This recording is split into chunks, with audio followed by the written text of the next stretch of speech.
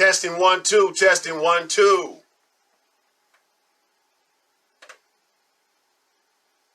Ladies and gentlemen, welcome to I thought y'all knew. I am your host, Tyrone Bridges. Let's get it.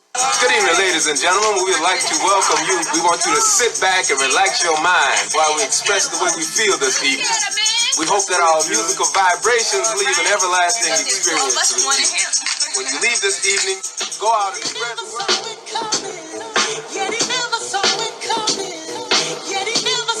Testing 1 2. Let's talk. Come on aboard, everybody. Let's talk. We got a discussion with a very important person. A very important person, y'all, today. Right now, as y'all can see, we got a little technical difficulties, but we gonna bring this show to you, like I said, once again. So let me flip it around to y'all so y'all can see who we got. We got our candidate for Washtenaw County, Judge Tracy. Bergh, you understand? We gotta get her on our show and talk to her. So let's get it to her. Let's get it here. Let's get here, y'all. Let's get here. We gotta do this ad hoc show because our video's not working. But I'm gonna bring it to you. I'm gonna bring it to you like I said I was gonna do, y'all. Check this out.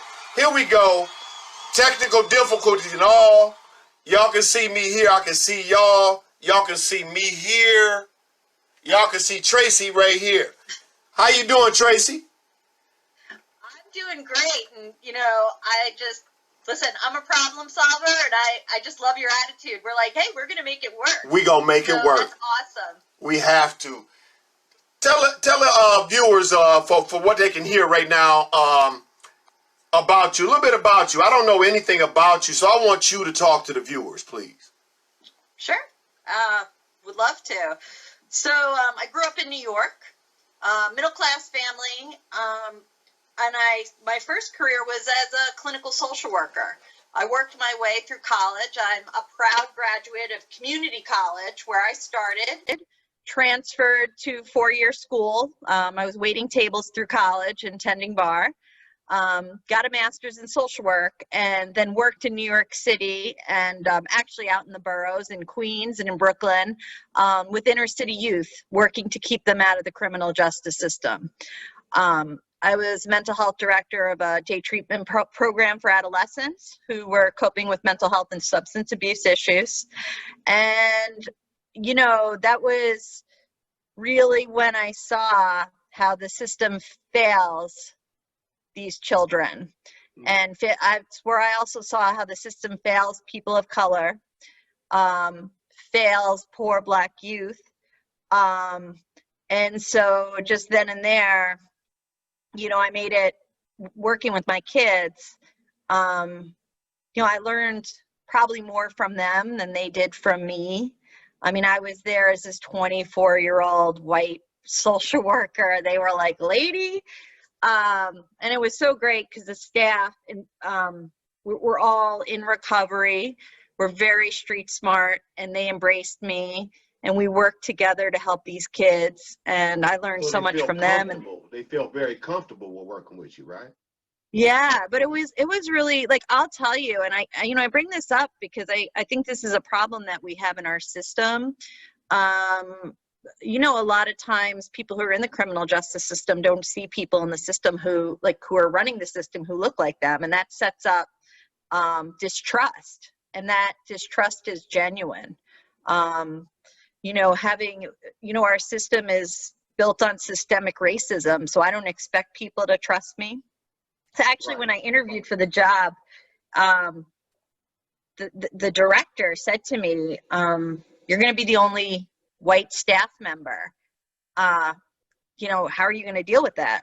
And I was like, well, I'm just going to learn from you guys. I mean, I'm here to learn. I'm here to share my professional skills, but I think I'm going to learn just as much from you as I think I can help these kids.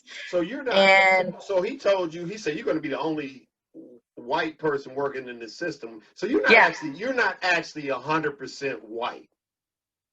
Am I correct? No, I am, but you are? he was Yeah. Yeah. Okay. Well, I mean, he just, the way But he now I said it, it feel was like a loaded complimented. question. I was just like, wow. Okay. Yeah, no, that's what he said. I mean, he said it to me in my interview. How are you going to feel? I mean, are you going to be able to, it was, I mean, this is like back in 1994. He just laid it right out there, my Wow. boss. I was the mental health director, but he was the director of the whole program. And it was a completely fair question.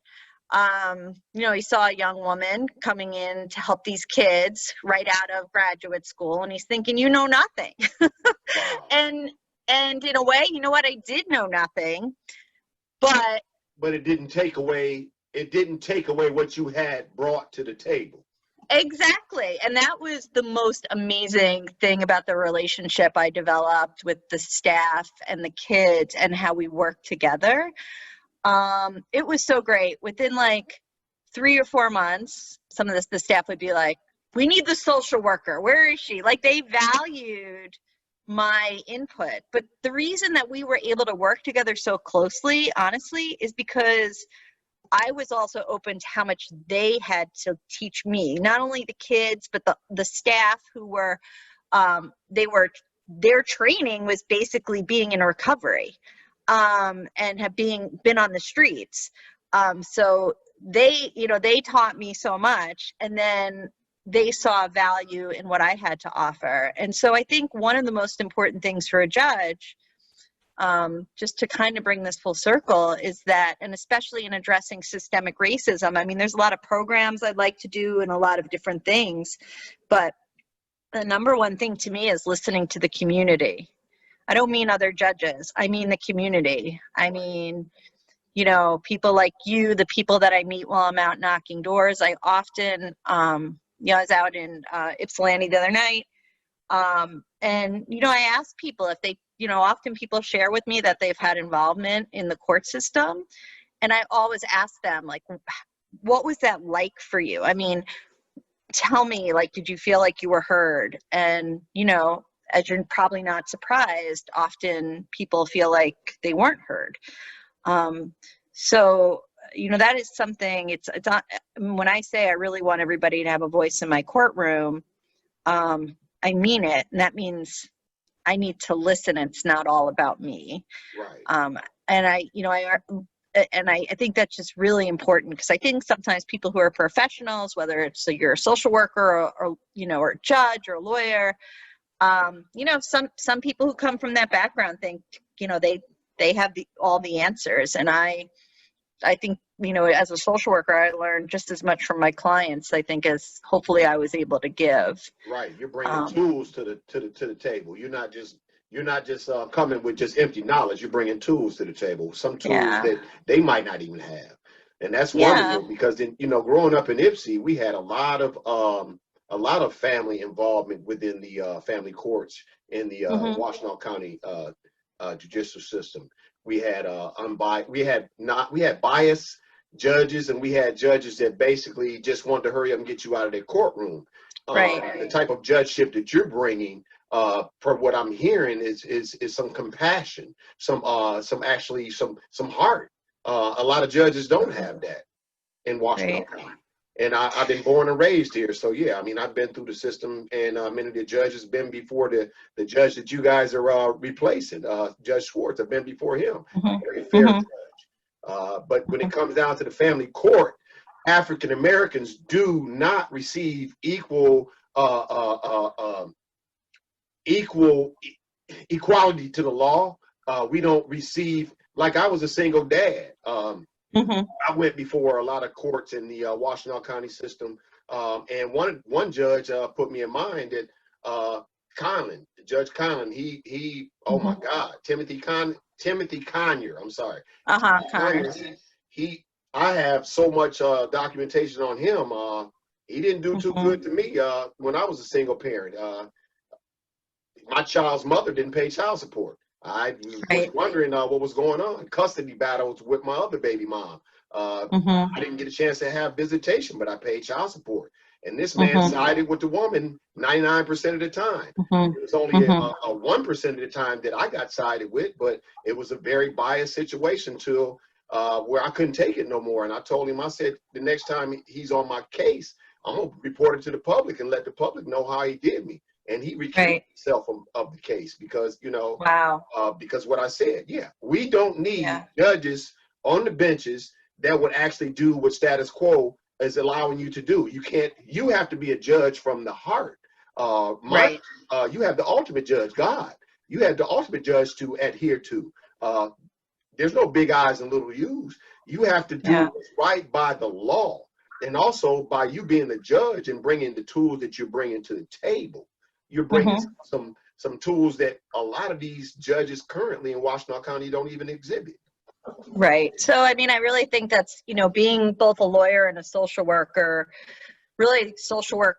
Obviously, I've been practicing as a litigator in the courtroom. I know the court rules, the rules of evidence, but as a judge, I think obviously I'll be guided by the law, but I'm always going to be guided by that social work background. How do we fix this? You know, if we're having a problem, if a family is having instability, how do we stabilize the family? I'm not here to favor moms or dads. The best interest of children means that that child has a relationship whenever possible with both parents. That's right. It's very, very important. Dads are extremely important. We know in the African American community, actually, so many children grow up without their dads because of over policing and mass incarceration. You know, it is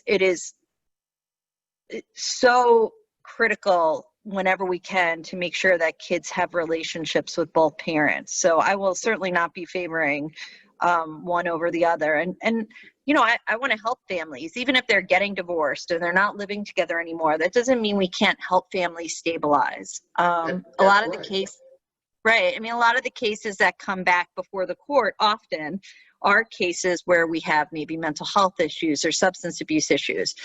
Obviously, we have to, you know, we have to protect kids, but we can help parents get better so that they can have those relationships with their children, which really benefits everyone.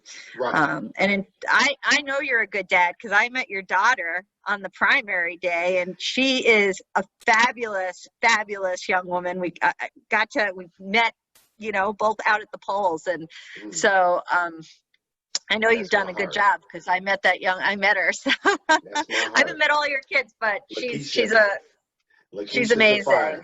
She's a fire. She's she was amazing.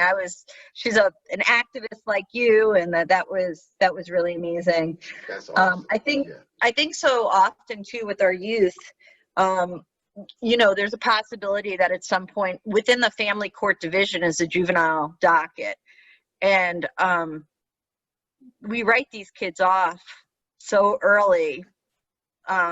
It's a disgrace. You know, going back to the program I ran in Jamaica. Well, I was the mental health person. We had a director too, as I mentioned, but you know, I'll just never forget, they had on-site New York City public schooling. And one of the things that would happen is different organizations would donate tickets to New York City public school children so they could take up, you know, advantage of cultural opportunities.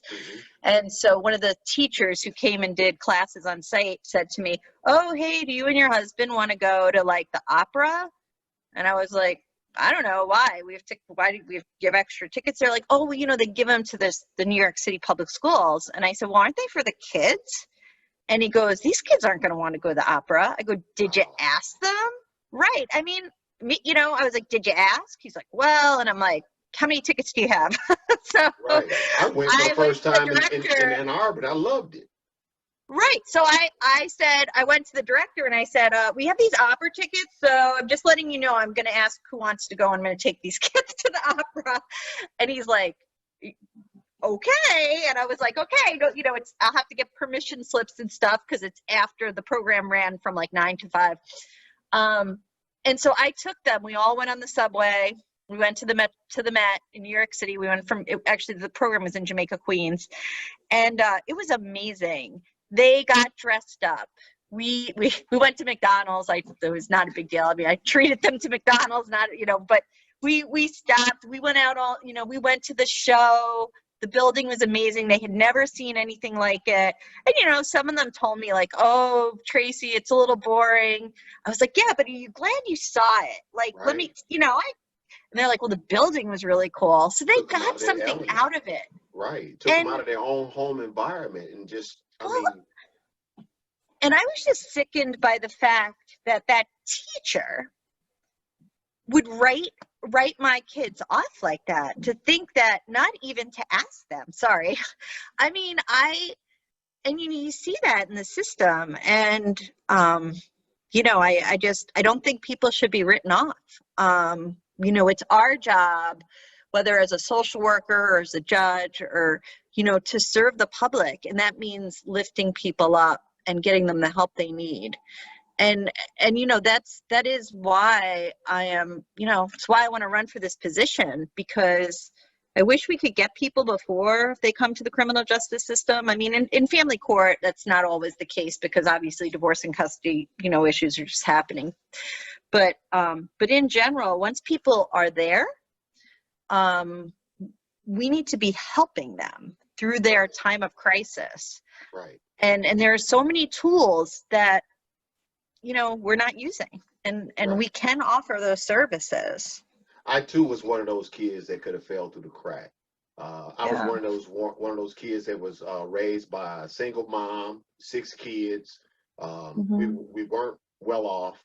I was good in football. I just didn't have the money to buy cleats, different things that I needed for football, and I got treated really bad on the football team. I couldn't play in certain games. I couldn't start in certain games due to things that was going on at the home. I couldn't remember a lot of the plays. I was experiencing a lot of things, but I wasn't in the court system as an early adolescent. I got in the court system when I got in my senior year of high school, because I fell through the cracks of the community. A lot of times when judges do get kids like us, they actually tend to say, let's lock them up and throw away the key, when you have kids like us that's raised by single parents that are struggling, that are on assistance, that have possible signs of PTSD, but you probably don't even know, because no one has been diagnosed.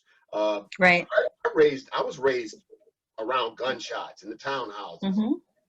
Things like that. A lot of the kids have been misdiagnosed, I feel, because I knew something was wrong with me when I came up out the townhouses. Oh, well, so Tyrone, first of all, you're 100% correct. There's actually studies on this. There's a pediatrician out of San Francisco, and this is something, because trauma is something that I really want to address in the courts, having trauma-informed services.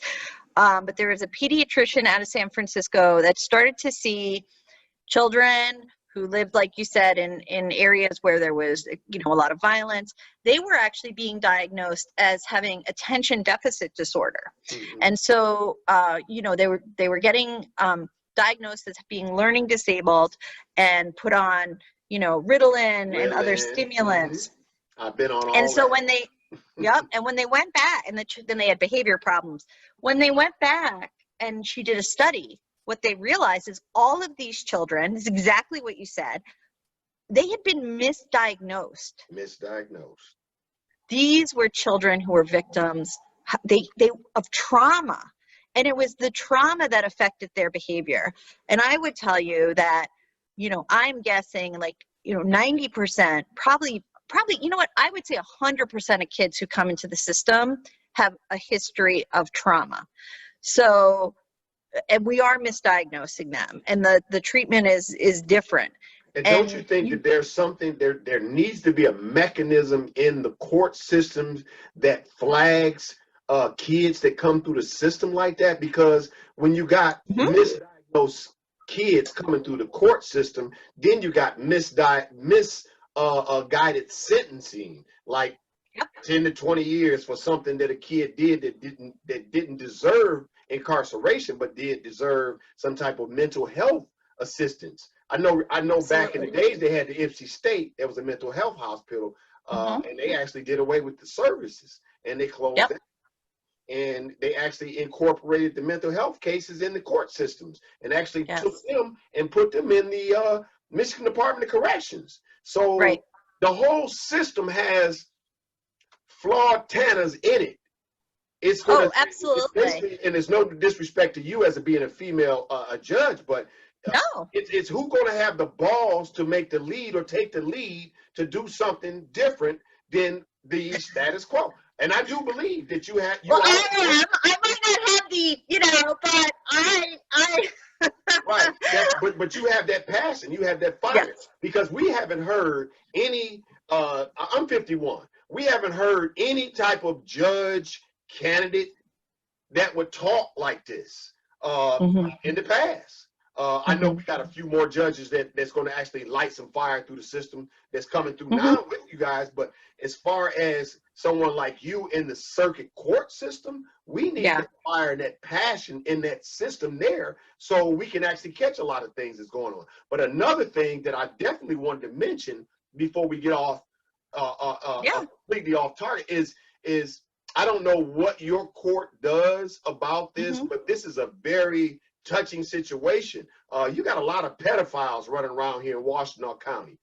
A lot of men and women who have been caught with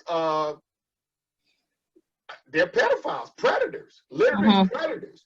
We need to run some names. We need to know a way to find all these predators in our system. Even some of these doggone politicians need to be checked out. And anybody in there on their realm or in their group needs to be checked out. Because anybody who preys on a child and you have, or you rubbing elbows with them, that is a sketchy situation right there. Because right now we are in the business of saving kids. Absolutely. We didn't been through many different walks of life with kids needing help, needing direction. Basically, majority of the kids that I deal with need fathers. They need people that's going to guide them, give them right messages in life. Life coaches. We call them life coaches now. We don't say mentors. We call them life coaches. People who are going to actually put time into the kids. And a judge like you could definitely help a nonprofit like mine and the Behavior Workshop and also other organizations to help these kids. And well, that's the thing, I want to be out in the community. I don't, it's really important to me when I'm elected that, it's not, I don't want to be isolated in that courtroom. You don't want to I actually even proposed. You don't want to be a road wearing, bench riding judge. You want to be in the community. No. So I want to be involved. I want to do what I can to help in terms of coming out to the community again and listening. I'm very excited that they're actually doing a listening tour. Judge Kunke and Ellie Sabat and some of the other Judge Conlon. But look, the data that we got that just came out, that wasn't a surprise to anyone, or at least I certainly hope it wasn't. I have known that there's been systemic racism in the system for my entire career. Right. So wait, before you say that, so one more again. Now, let the viewers hear you. Now, if you just wait, let me say it first, and then you can go ahead and take it over.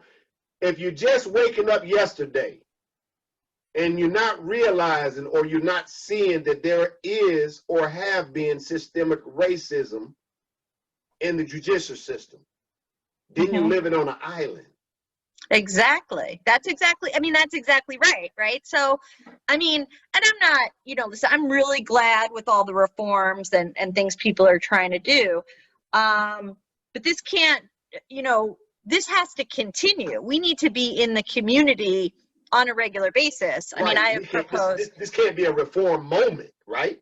Exactly. Thank you. You said it great. I mean, seriously, it needs to be a reform movement, but a movement that continues. Because, I always talk about it. People say, what are you going to do? What are you going to do? And I say, I look at it as chipping away at the systemic racism because, our whole country is built on systemic racism. I'm going to do everything in my power, but that means that I am working on it from the day I take the bench, or I'm working on it now, but I'm saying if you're talking about what I'm going to do as a judge, I'm still working on it when I retire, because it's going to take time, and we can't, like you said, just get caught up in the moment and then forget, what's going on or what's been going on, and it's just, I worry about that. Like, I hope this time is different, but I really, really, really worry. Because this has just been going on for so long. And I mean, I've seen it, you've lived it, and we got to keep talking about it. And judges need to be accountable to the community. And one way to do that is that we have to actually come off the pedestal and come down to the community and sit down and talk. Right. I know, and So listen. I mean, more than talk, listen. So just like you're saying, these round tables or these forums, I mean, I'm cool. I'm cool with it. I'm cool with the forums and these round tables. But I'd like to send a message out to the round tablists and the round tables, people who are involved with that. Don't let that shit last for just temporary, just because you're in the moment. Right. Don't be in 2021 and the same shit going on. Right. Don't be fooled as a viewer if you think that these round tables gonna change shit, because these round tables are things that's happening in the moment. See, we don't need no things that's gonna happen in the moment, like somebody getting pissed off because somebody got hurt by a law enforcement officer. We need to be pissed off about little Johnny, a little Amber that been left in the doggone classroom, who been screwed over by a teacher, or been screwed over by a doggone principal, or who can't get a lunch. Something like that needs to be focused on. Yeah. Or Yeah. what school that they're going to, and making sure that the kids is getting the full services as the law allows. I mean, that's what we really need to be focused on. We got problems in the Ann Arbor Public School District. Maybe some that are guided by racism, maybe some that are not. But at the same time, problems exist in the Ypsilanti School District. Same thing. Might not be driven by racism, but problem exists. We still got those problems. But it sounds like you want to take the doggone bull by the horn. And Peter, don't get at me. I'm not talking about a real bull. I'm talking about the subliminal bull of racism, and actually try to tweak it to move it about the system, because there's no place for racism in the family court system. No. Place. And it's not about, I mean, honestly, we have to have equity, because we got to make up for stuff. So, you have kids, we talk about juveniles. First of all, you brought up, obviously, just great point about them missing trauma. So every one of these kids should have a trauma assessment who comes into the system. I mean, and a proper trauma assessment. We can, and some courts are doing that. They have trauma-informed courts where they're, looking at what they call ACEs studies, adverse childhood experiences, which, you get a score, and then it can actually, predict your level of trauma. And, we see universally kids who are in the system, every one of these kids has trauma. So what do we do? I mean, I agree with you. We got to get to them earlier. And I'm always going to be advocating for them to do that. But if the first time I can get to them is in the court, go ahead. So you're saying, let's balance this conversation on a proper level, because those kids are my babies. Yep. So if you diagnosing a kid with adverse trauma or possible PTSD or possible et cetera, think about the balance of that, even checking out the parent, because the parent that these PTSD kids or these mixed diagnosed kids come from, our ass ain't wrapped too tight, and that's just being perfectly speaking. Ain't too many of us gonna come to a judge or a prosecutor, or hey, shit, we came up with rocky backgrounds, our ass whooped, beatings, molestations, everything. Yeah, we're going through some stuff, so of course, our kids, our grandkids, kids, they're gonna go through some stuff too. And that's where that's systemic trauma. That's generational trauma. There you go. We see that is part of the cycle. Is just racism alone causes generational trauma, and then you add all these other things that you're talking about. So, you know, part of treating children always, and, you know, obviously there's, you know, two issues, what I can do in a court, which I do want to have, we want to start a treatment court, a mental health court. So that is critical for the circuit court. Yes, And I've already talked to Judge Kunke about that, and she is 100% on board. She wants to do it, and she's like, I really need help. Your expertise would really help me. So we could start a mental health court together. So that will be something I get on right away. But anytime we're treating children, it's ideal to treat the whole family if we can get the whole family involved. It's the same thing in the abuse and neglect court. You know, a lot of times abuse and neglect court really is their poverty issues. It's more neglect than abuse. I'm not saying that there isn't abuse, and we do have to protect children if they have a physically or sexually abusive parent. Number one, we have to protect the child. Right. And that, you know, but in situations where there's housing instability or food instability, you know, and that's the reason. We need to stabilize these families so they can stay together. And we need to offer them. Or even fathers who can't. I want to correct the record of the myth of Black fathers not being able to be fathers or deadbeat dads. The Generation X, and I'm talking about our generation, we're the Generation X, and the current generation is Generation X. They got it all mixed up. A deadbeat dad is a father who is not in the home, a father who is not providing, a father that you do not see. Correct. Poor father is a father who barely making it because he got to pay them high-ass child support costs, and he don't have stable visitation. That's a poor father. A father that is getting abused through the system. When you got warrants out for his ass at every turn because he can't make the quota that the court has imposed on him to pay child support. So he's running from the law. And you created a fugitive. And you created the syndrome of a deadbeat dad because he's going to run every chance he possibly can. So for all those judges and for all those prosecutors that's listening, or any of the public that's listening, as far as press the fathers for child support, that was the dumbest damn idea that you could ever do by trying to. It's automatically you're forcing the father out the home because you can't get doggone public assistance, because public assistance says you got to list the father, who the baby daddy, who this, that, and the other. In my situation, the shoe was on the other foot. They told me, oh, you got your son. Oh, you good. You don't need child support. So no, I didn't get child support raising my son. It was different because I was a male. What I'm saying, that was a difference between the court systems, a gender difference. I am a Black father, single father, couldn't get child support. In the family court at the time, the judge that I spoke of let it go. He let it, hey, you should be able to raise your own son. Mothers do it. But wait a minute, if I was a woman, and I need child support, then I'd expect that judge to act the same way or accordingly. But it wasn't like that for me. That's why me as a father, as a single father, fell through the cracks, because I had them type of judges. Timothy Conyer is discriminating ass. I got documentations. I never speak on something I can't provide documentation on. He even interviewed both of my kids. This man did me so bad.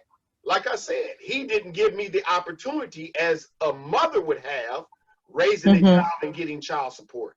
So yeah, it is a discriminatory system in the family court system. I've been through the family court system. I've been through the criminal system.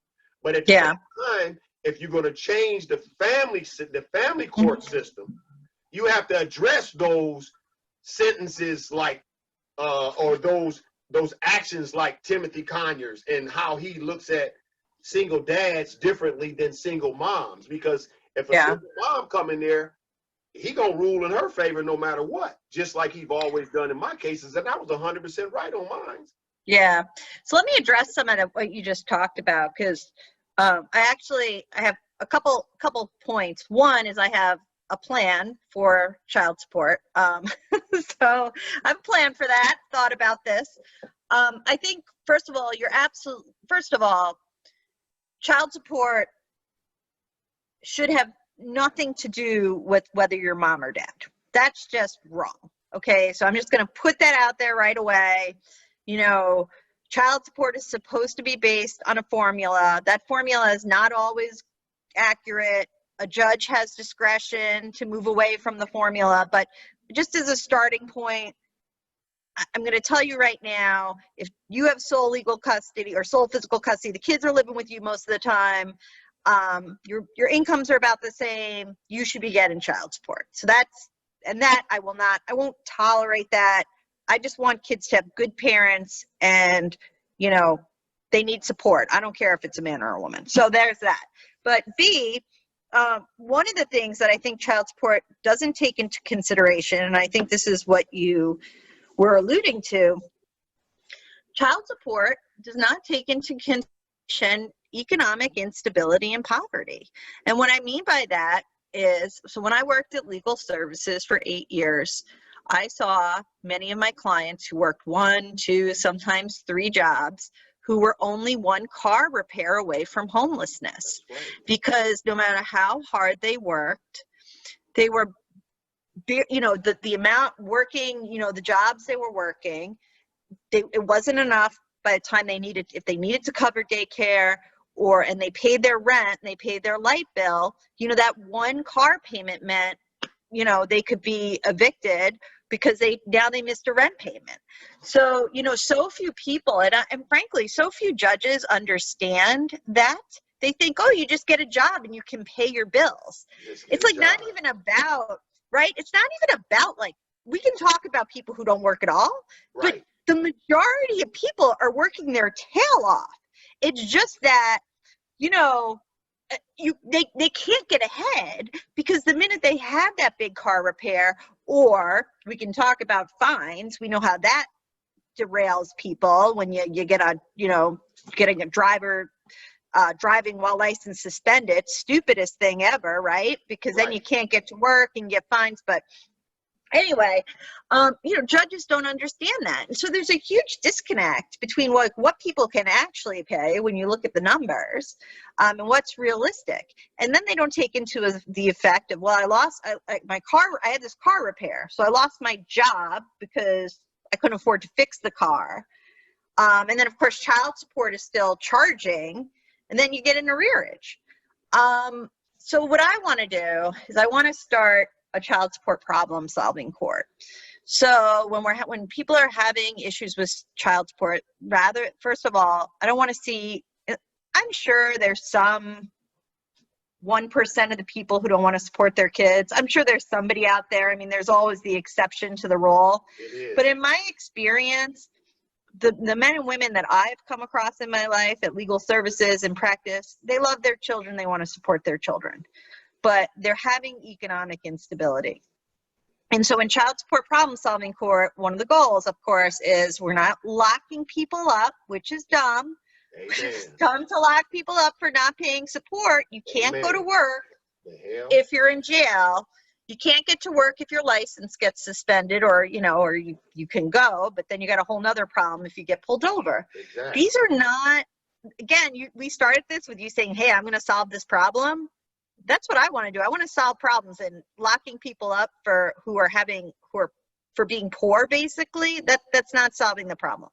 So in child support problem solving court, we would be running programs. One, if there were visitation issues, programs to make sure mom or dad, whoever was opting in, was seeing their child, regardless of the ability to pay support. Two, we would have case managers to do a full vocational assessment and to provide services. So say, one of your obstacles to stable employment is you don't have a GED. Then we get you a GED. That's part of your program to become stable, so that not only, can you support yourself and have stable housing and those things, you can support your child. There's a model for this. That teaches the child something too. Right. Rising tides lift all boats. Right. And there's a model for this. This is not something I made up. It's something I researched and will research further. in fact, I'll probably go out and visit these courts. They do it in New York. In 1 year, like in the first year they did it, they do it in a number of counties. They increase visitation between parents and the children significantly. In one county alone, they collected $3 million more the first year. So that means that not both mom or dad is getting more money and the kids are getting more money. Right. So, we're working to stabilize people. And that's the type of approach I want to bring to the family court, is that we are trying to, I'm not talking about keeping families together in terms of not getting divorced, but I'm talking about like stabilizing the families so that people have better lives. Really? So that's because child support is you're right. I mean, and it can build up really quickly for people. And there are things that judges can do. You know that the court knows who really don't want to pay damn child support. You already exactly know. They know those cases. They come through, the ones that deadbeats, the ones they gotta come. What? You owe what? $100,000 you ain't paid child support? Yeah, lock their ass up. Lock them up. But the ones that owe like $1,000 and because shoot, he just got fired from his job and then he just got another job at McDonald's trying to make bare minimum payment. But I've seen a lot of guys' lives have been fucked completely over because they wanted from child support arrests. Yeah. I do not want that to happen. And so a law enforcement officer an open door. If he's going to run, of course he's going to run. Mm-hmm. That gives him a potential option to do something wrong to him. It's just it's a no-win situation for a father who is running from his fatherly responsibilities because he is feared for being locked up. And you judges that was behind putting that shit out there, y'all ass should be in jail yourself. Because if you are poor and you can't afford to pay your light bill and you get your lights cut off, Your Honor, your ass should be locked up too, because if what's good for the goose is good for the gander. That means that man, because he can't pay child support, but he's there. He's there to go and kick that kid's ass at school because he's going being disruptive at school. See, you prevent him from doing all them elements of things that he could be doing. That's right. Whoever started this shit should be, you should slap your damn self because that was dumb. Like right now, we got kids running wild in the community. Yeah. And we got people talking about black on black crimes. We got people talking about the system.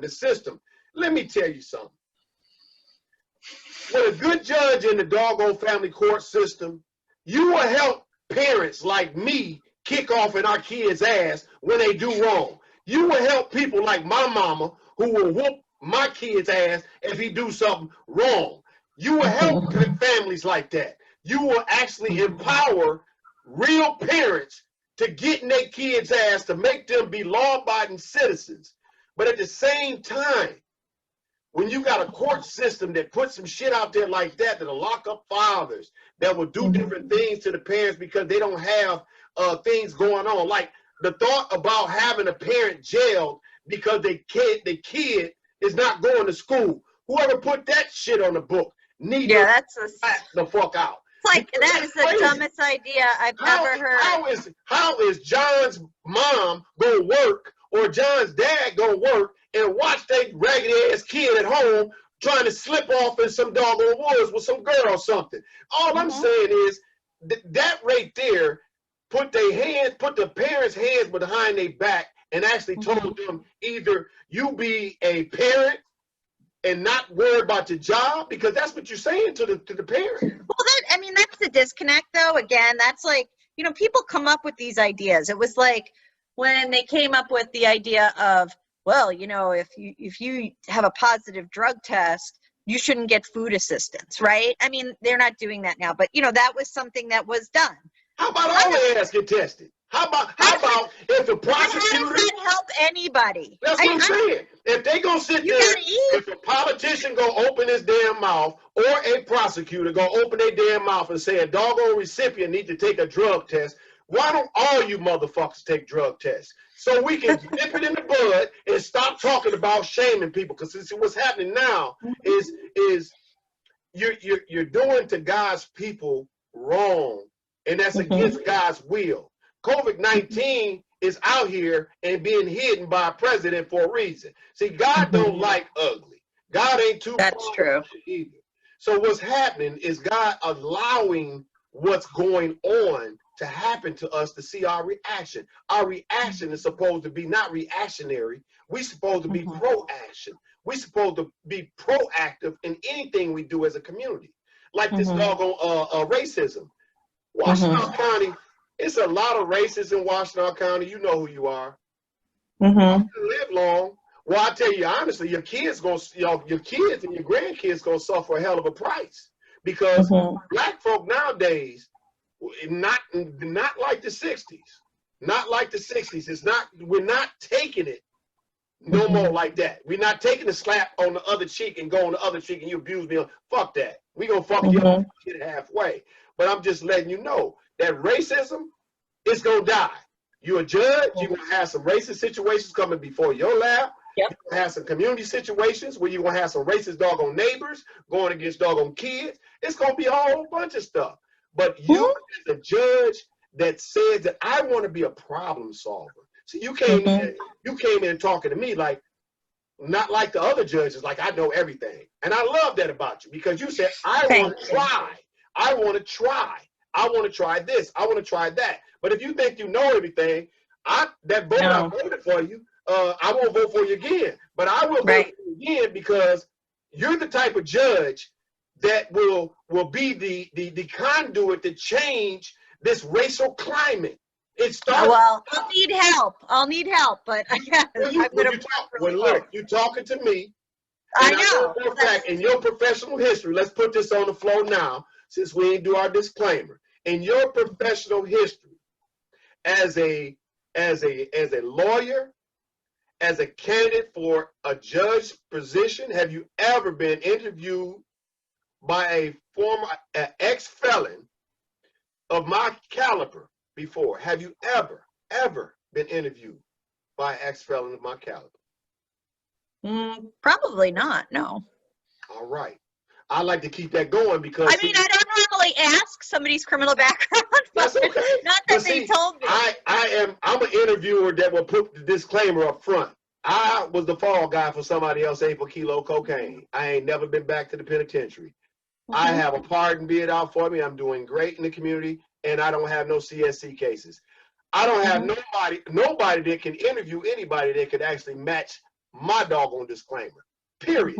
So that's what I said that about that. I said that because I am a problem solver. I like to bring. I know. Table.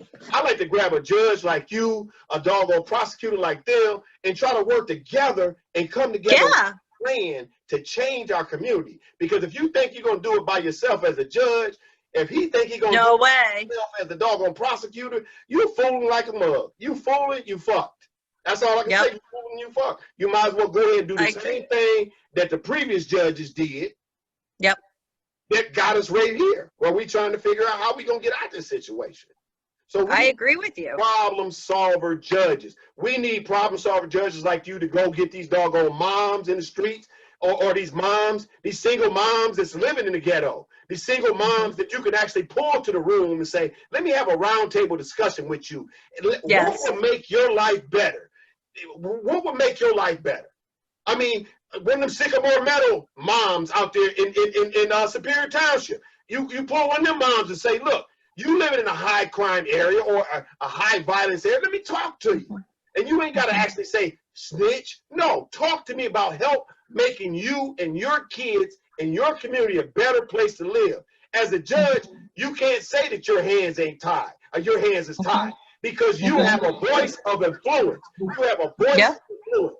Jesus Christ was a judge. God is a judge. You're assuming the judgeship that we're going to vote you in as. I know for a fact that you'll get in there, because ain't nobody talking like you. Ain't nobody talking like you with solutions. See, when you you mentioned Sycamore Meadows, and that does bring up. So I represented a lot of people at Sycamore Meadows, and we had an issue out there when I was a lawyer at Legal Aid. It was a good example, actually, of a judge who intervened. And it is the kind of approach I'm going to take, because I was seeing all these young women who were being leveraged by men, and then they were being evicted with their babies. It happens. They were being evicted. And, so I, of course, was fighting the evictions on behalf of these young women, and also saying to the sheriff's department simultaneously, they don't have to tell you anything.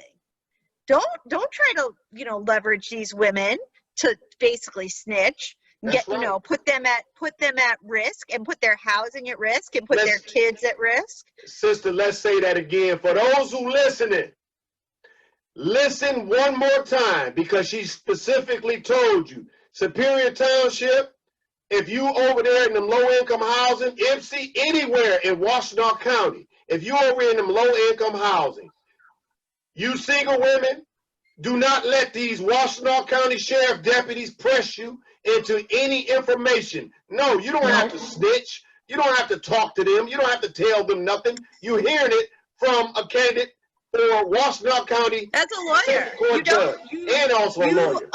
You should never, do not lie, because actually lying to an officer can be a criminal offense. You say nothing. You are under no obligation to say anything. And if somebody says to you that you're going to be in trouble with your housing, you need to call legal services. That's right. And if that's going on, email me. I'm at my campaign. I will get you the help you need, because that is, I had addressed this years ago. If that is still going on, please reach out to me.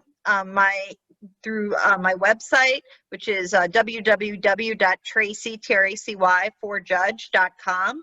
I will get you the help you need, but your housing should never be threatened because you will not cooperate. Or when I say cooperate, you're under no obligation to say anything to the police. Don't lie, but you don't need to say anything. It's really important, because there is a risk, and you shouldn't be made to do anything that makes you feel unsafe. And at the same time, Tracy, let's talk to those young ladies out there who are allowing this deep disrespect for the law to happen.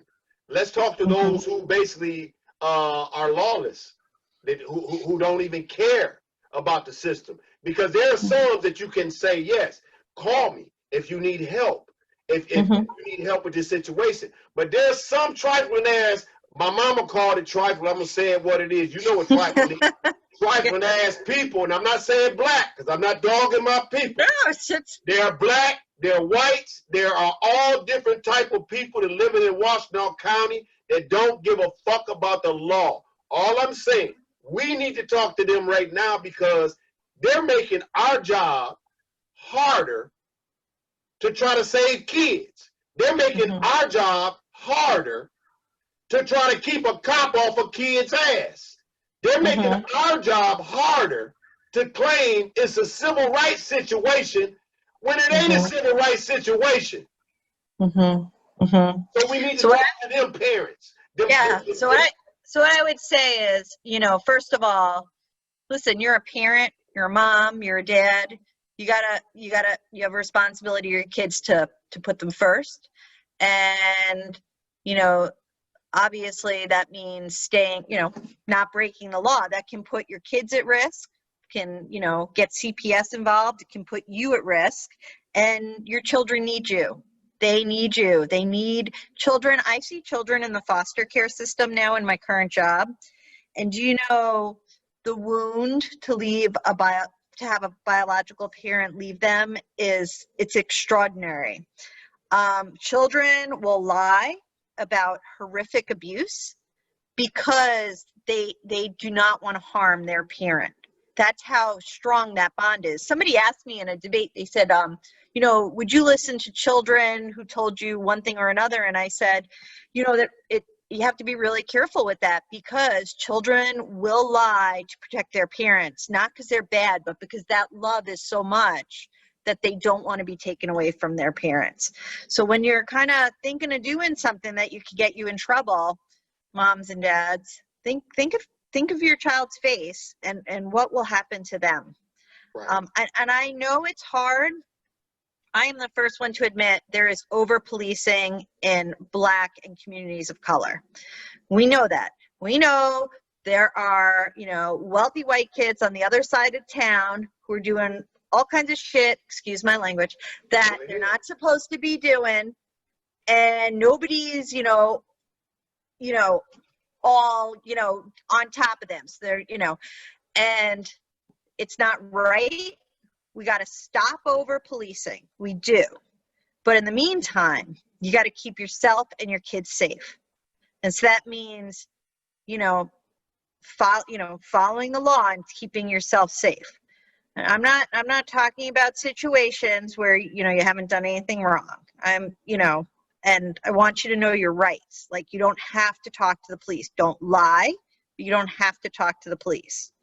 You're under no obligation. But you know, while we got to rise up, we got to fight this racism, but we've also, and we've got to change the system, but you know, right. got to try to stay on the right side of the law at the same time. It's tough because I mean, I understand why people are angry.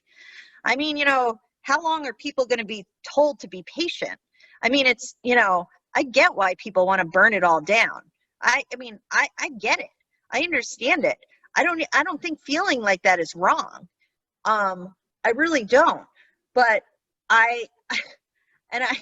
you know, I hope it doesn't come to that. I really don't. But I really do. But you gotta be safe for your kids too, and for yourself. So it's just a hard balance right now, I think, for people. I think it's a really hard balance because people are tired. Right. People are tired. Life is a hard balance. And we have been through this movie before. You have. I definitely can say we have been through this movie before in the 60s. Yep. We've been through this movie before. This ain't nothing but the 2020s. We can do this. We can do this together as a team. We can do this together as a community. We can come together. We can get good, great elected judges in place. This judge seat is for 6 years. Am I wrong? Nope. It's for 6 years. This judge needs to be put in office. I haven't heard from her candidate, her competitor, in which I don't expect to hear.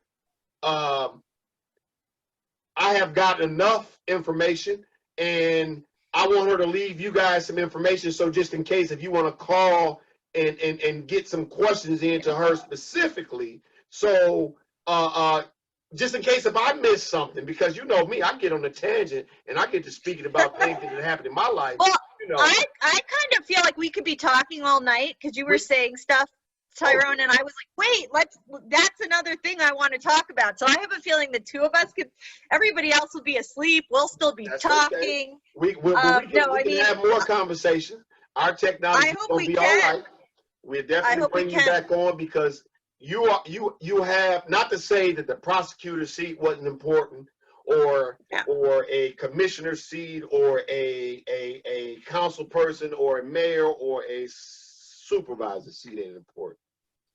Mm-hmm. The most important seat in Washtenaw County to me, Tyrone Bridges, is a judge. Yeah. They have a lot of power. You gotta understand the judge has a lot of power. And and I feel that from a judge that will be elected that I have never really got a chance to talk to, but in the courtroom, because the judge can say silence, or I'm gonna hold you in contempt. She ain't trying to hold me in contempt. We are having a real raw conversation. And you know, it makes me feel like I'm having that round table conversation with my mom in the room, and we talking to teachers, and we talking to counselors. What can we do to make our kids' life better? And that's what it feels like to me when I'm having this conversation with Tracy. It's hitting home because she's talking about my potential grandbabies, my potential kids that might come through the system. You see, out of all you people that are watching right now, and I appreciate y'all for watching the show, even though I said I had technical difficulties, COVID-19 is a damn technical difficulty. So we made it work. That's the whole right, point. we made it work. So if you can't understand that technical difficulties happen, neither one of us bleeding, she's smiling, I'm smiling. I think this was a beautiful conversation. I'm seeing all the comments and love. Thank you, cuz. I love you too. And I just, you know, I really enjoy having a conversation with someone who has a heart. Oh, well, thank you. Well, you have a heart, so it's just been. I so appreciate what you're doing, your show. I'm honored that you asked me to come on. I'm happy to come back when I'm elected. Fingers crossed, I will come back again. We're going to get you back before you're elected, because we're going to pump you up some more. Because like I said, next week we ain't going to hear nothing from nobody else. So it's ongoing. It's ongoing, Tracy, and all of our other judges that we love it. We got to get y'all in there, because to have the heart of you in there, that's the heart of us that you can share with the community. Oh, well, that's I mean, that's a, you know, listen, I'm going to work really hard with the community and for the community. I will do my very best. I expect you guys to check me if I falter. I will need your support, not just in terms of votes, but because we're gonna make some noise. Well, she's giving us permission to come to her office, because we're gonna come. We're gonna come. Yeah. We're gonna sit down, and we're not gonna be antagonizers, Tracy. I'm gonna tell you, I'm gonna commit to you. I'm gonna be a problem solver with you. I'm gonna be one of your agents. If you want my assistance, it's available. So open format right now. My assistance on helping you help our Washtenaw County families. Once when you are in office as the new elected judge of Washtenaw County, we need more people like you in office. And if you could reach back that olive branch, I don't mind. I have nothing but time. My father was a preacher before he passed. He said, son, hey, I get a lot of rest when I'm dead. So I'm telling you, I got a lot of energy in me. And my daughter, she has a lot of energy in me. Yes, she does. The motivation that she wants to change things too.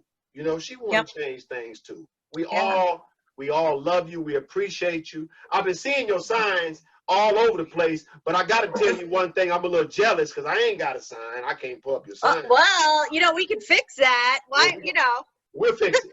We'll fix it. And definitely we would have you back on the show. I think this was the one of the most enlightening candidates for a judge that I've ever talked to. The prosecutor candidates was off the chain, and you off the hook in my hood's name. So thank you so much for coming on. I thought you knew. We love you so much. You tell your husband we're sorry for taking up so much of his time in the evening time, but you will be elected. You will be elected. We will rock this show and advertise your name on this show. I'm so honored. And let me give people, so this is my phone number. If you have questions for me, and I'm going to tell you, I will get back to you. Sometimes it takes me a day or so because I'm running a campaign. I'm running around like a lunatic. But you leave a message for me. You have a question. You want me to answer about me, my campaign, my experience, something I can, give you a referral somewhere. Any way I can help, please call me. So my phone number is 734-623-9872. That rings right to my personal cell phone. And again, I'm trying to be extremely accessible to the community. You'll see me out and about. I was out in, as I said, I was out in Ann Arbor tonight. I was out in Ypsi the night before, over on Burton Court. I met some really nice people, over on Harriet.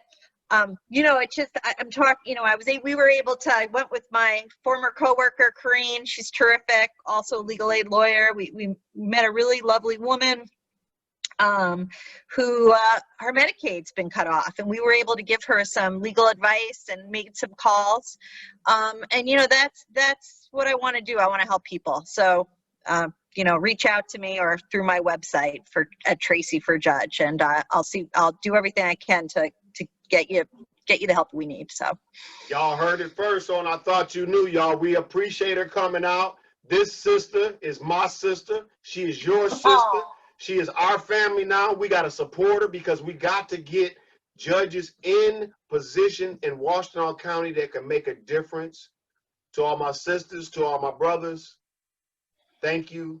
Thank you, Tracy, for having this wonderful conversation. Thank you. Virtual hug. That's right. And we will definitely get you back on the show before Election Day and get you pub. Thank you. That would be amazing. God bless you. Thank you. Good night. Bye-bye.